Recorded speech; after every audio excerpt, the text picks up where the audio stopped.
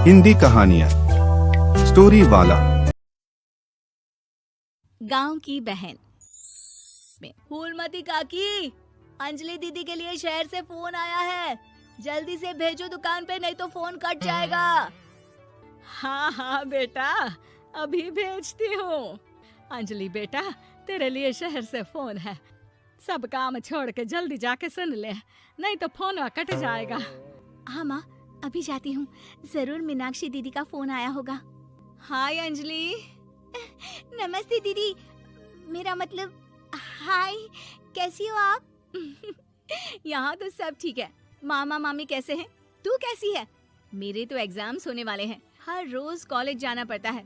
Lectures, extra classes, private coaching. ओ, मैं तो इतना थक जाती हूँ, क्या बताऊँ। आपकी कॉलेज वाली बहन जी आपको इतना पढ़ाती है, तो घर कब जाती हैं आप दीदी? अरे नहीं नहीं, ये सब सिर्फ मेरी प्रोफेसर नहीं पढ़ाती। मैं अलग से दूसरे टीचर्स के पास भी पढ़ने जाती हूँ। दीदी, फिर तो आप बहुत थक जाती होगी ना। आप ना पैदल मत जाया करो, टांगा ले लिया करो दीदी। नहीं मेरी भोली बहन, ना मैं पैदल जाती हूँ, ना ही यहाँ टांगा मिलता है। मैं बस से जाती हूँ और थोड़ी दूरी के लिए रिक्शा ले लेती हूँ। सच्ची? वहाँ पर टांगे नहीं, बस चलती है? वाह, वो भी हर रोज? हमारे गांव में भी बस आती है, दिन में 2 बार। यही तो खास बात है शहर की। यहाँ बसें पूरा दिन दौड़ती हैं सड़कों पर। और सिर्फ बसें ही नहीं, कार, स्कूटर और ट्रक भी। और तो और थोड़ी दूरी पर तो हवाई जहाज भी है, जहाँ से हवाई जहाज आसमान में उड़ते हैं। अच्छा दीदी, मैं फोन रखती हूँ। बुआ जी, फूफा जी को मेरा नमस्ते कहना। हाँ माँ, हम लोग शहर में क्यों नहीं रहते? बुआ जी, फूफा जी और मीनाक्षी दीदी तो शहर में ही रहते हैं। अरे क्योंकि तेरे बुआ जी की शादी शहर में हुई थी, इसलिए बेटा। शादी से पहले वो भी तेरे पापा और दादा दादी के साथ गांव में ही रहती थी। तो फिर माँ, मुझे शहर भेज दो ना, मैं भी शहर देखना चाहती हूँ। इतनी बार मीनाक्षी दीदी से शहर के बारे में सुन चुकी हूँ, अब मैं भी वहाँ जाकर देखना चाहती हूँ। बस आप मुझे शहर भेज दो।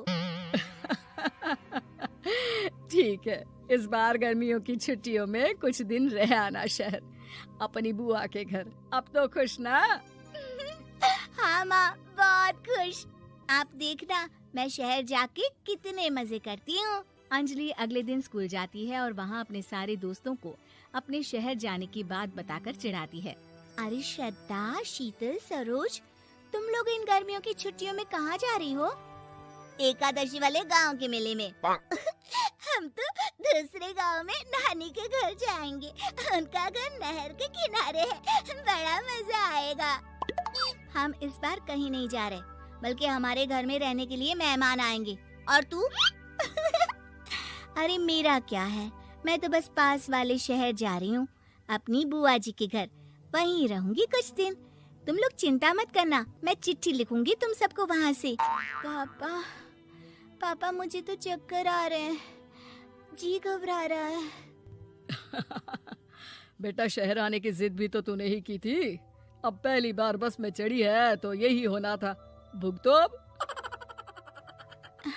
अरे मामा जी, अंजलि, आप लोग आने से पहले बता तो देते, मैं लेने आ जाती बस स्टैंड तक। आओ आओ भैया, आओ बेटी अंजलि। माँ बुआ जी कैसे हैं वहाँ? और भाभी कैसी हैं? सब ठीक है, बस अंजलि जिद कर रही थी कुछ दिन आप लोगों के साथ रहने की, सो छोड़ने आ गया। दीदी, आप मुझे शहर घुमाने ले जाओ ना, मुझे भी शहर देखना है। हाँ हाँ, चल तैयार हो जा जल्दी से। अंजलि तैयार होने जाती है और कुछ देर बाद जब बाहर आती है तो अरे ये क्या कर दिया तूने? मार्केट तक ही तो जाना है। इतनी डार्क रेड लिपस्टिक, इतने बड़े बड़े झुमके और चूड़ियां और चेहरे पर इतना सारा पाउडर। मेरी बहन, ऐसे नहीं चलेगा, जा और ये सब हटा के आ। अरे कैसे, क्यों? मैंने शहर आने के लिए इतनी मेहनत से ये सब इकट्ठा किया था। और वैसे भी मैंने देखा है मोहल्ले की राधा काकी के टीवी पर एक फिल्म चल रही थी, उसमें हीरोइन ने ना ऐसे ही तैयार होकर जाती है घूमने। सब पता है मुझे, मैं तो ऐसे ही जाऊंगी दीदी। अंजलि शहर की चकाचौंध को देखकर बहुत हैरान और खुश होती है। ऊंची ऊंची इमारतें, सड़क पर दौड़ती गाड़ियाँ, बड़ी बड़ी दुकानें, उसकी एक्साइटमेंट का ठिकाना नहीं था। दीदी, ये छोटा सा कमरा सड़क के किनारे क्यों रखा है? इसमें कौन रहता होगा? ये कमरा नहीं, पीसीओ है, पीसीओ। यहाँ पर लोग फोन करने आते हैं सिक्का डालकर। ओ, हमारे गांव में तो दुकान पे ही जाते हैं बात करने। अच्छा चल, तुझे रेस्टोरेंट में खाना खिलाने ले चलती हूँ। Excuse me, 2 plate noodles please and 2 Cola. Meenakshi को ऑर्डर प्लेस करते हुए अंजलि बहुत ध्यान से देखती है और थोड़ी ही देर में ऑर्डर लेकर वेटर आ जाता है और खाना टेबल पर रख देता है। अरे, ये लंबी लंबी सेवइयाँ खाते कैसे हैं दीदी? और इसके साथ कोई अचार, प्याज, मूली कुछ भी नहीं दिया, बस ये छोटा सा पेट खुजाने वाला दे दिया है। गांव में तो छोटे छोटे चावल ही होते हैं जो कि हाथ से ही खा लेती हूँ। अब इसे कैसे खाऊं दीदी? एक्सक्यूज मी, एक चम्मच प्लीज, और लिटिल प्याज और अचार और मूली और एक गिलास मट्ठा, वो बाद में। हाँ। अब ये सब सुनकर आसपास बैठे लोगों को हंसी आ जाती है। मीनाक्षी भी अपनी हंसी किसी तरह रोकने की कोशिश करती है और वेटर मुस्कुराता हुआ वहाँ से चला जाता है। अंजलि समझ नहीं पाती कि सब किस बात पर हंस रहे थे, लेकिन वो छिप जाती है। दीदी, मुझे लगता है कि मुझे इन सेवइयों को ऐसे ही खा लेना चाहिए, इसी पेट खुजाने वाले कांटे के साथ। एक काम कर, तू मुझे खाते देख, जैसे मैं खाऊं तो भी वैसे ही खा ले। ठीक है दीदी। अंजलि खाते खाते नूडल्स में सिरका ज्यादा डाल देती है, फिर ऊपर से नमक दानी से खेलते हुए काफी नमक भी अनजाने में छिड़क लेती है। अरे, ये क्या क्या खा लिया? अरे हाय हाय, कितना कड़वा है। पानी पानी, ये काला शरबत ही पी लेती हूँ। और जल्दबाजी में अंजलि जल्दी जल्दी कोला पी लेती है, जिससे उसके नाक में झंझनाहट होती है। दीदी, मुझे ले चलो यहाँ से, मैं ये सब शहरी खाना नहीं खा सकती।